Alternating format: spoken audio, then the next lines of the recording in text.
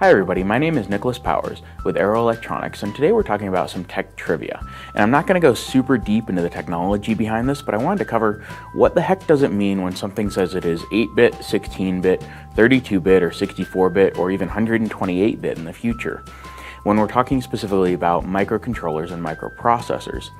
Well, that can refer to the data bus width, the addressing width, so kind of how many different unique memory addresses can it understand, or the register width. And the register width is really how much data can you manipulate at once. With an 8-bit microprocessor, it is treated as 2 to the 8th, so that is 255 unique numbers. So 0 through 255, because it's 2 to the 8th minus 1. Or if you move to 16-bit, that is actually 65,000 approximate. And if you move up to 32-bit, you're in the 4.3 million range. So as you want to work on larger and larger numbers, you actually need greater register widths so that you can actually deal with them, or register lengths. When you're dealing with the 8-bit, 16-bit, 32-bit, 64-bit in the memory addressing space, it's actually something we ran into recently with computer memory. All of our personal computers generally were based around the 32-bit microprocessor. That meant it could address 2 to 32nd unique memory spaces. This limited us to an effective about 4 gigabytes of RAM. Realistically, it was around 3.25 gigabytes of RAM. Now moving into the 64-bit realm, it actually allows us terabytes of RAM. So huge amounts of fast storage that we can use for working with programs. Now, some of the history about the 8-bit, 16-bit, 32-bit microprocessors is actually the first 8-bit microprocessor that I really know of is the Intel 8008. It was produced in 1972. It was the first general-purpose 8-bit microprocessor microcontroller. And then what's really interesting is it didn't take very long for the world to get to 16-bit, 32-bit, and 64-bit. In fact, the Cray 1 supercomputer was using 64-bit register lengths, so it could manipulate huge amounts of data.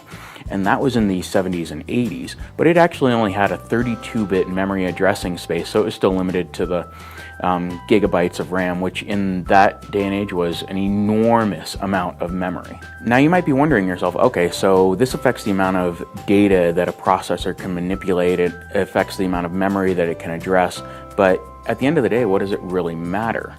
Well, since the majority of parts you're working on nowadays are 32-bit or 64-bit, where it actually comes into differences are the unique instruction sets implemented on each processor.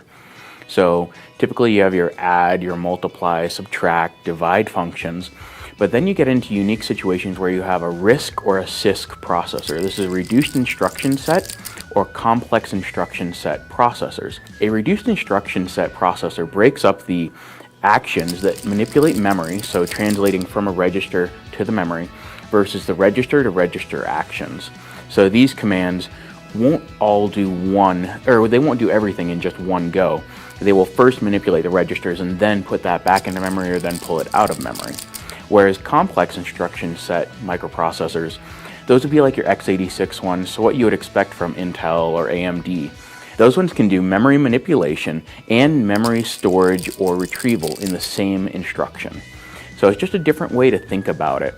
And right now, the majority of our phones, our embedded devices, all of those are on reduced instruction set microprocessors and microcontrollers. One of the reduced instruction set styles of computing would be the ARM microprocessor. ARM is a company out of the UK that helps to design microchips and microarchitectures and helps to specify exactly which instructions will be present within the code that people can rely on for doing data manipulation. It is a reduced instruction set style of implementation, so one set does memory, another does manipulation.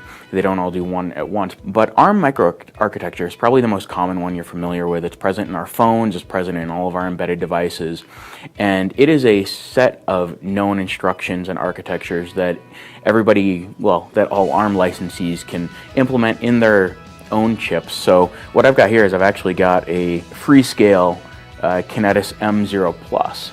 This is actually an ARM M0 Plus microarchitecture that Freescale has implemented on their chip. So it follows the instruction set for the ARM M0 Plus. So when you've got M0 Pluses, generally all M0 Pluses have a subset of a subset of instructions that they will all have in common. They all have similar behaviors and pretty similar performance, but different implementations will result in better power savings or other things.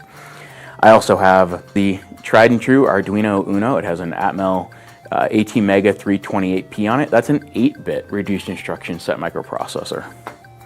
And then when we get into the world of much more powerful things, this is the brand new Raspberry Pi 3. Well, I guess it's not brand new anymore, but it's still pretty new.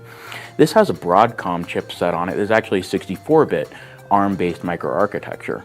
So it can handle much higher amounts of memory and much larger numbers that it can crunch. Well, thanks for joining me for this dive into the kind of the fundamentals, the basics on what the difference is between 8-bit, 16-bit, 32-bit, 64-bit microcontrollers. And at the end of the day, the takeaway is the higher the number, the more data you can manipulate and the more instructions you can use. So thanks for joining me, and if you'd like more content like this, feel free to subscribe to our YouTube channel or visit us at arrow.com.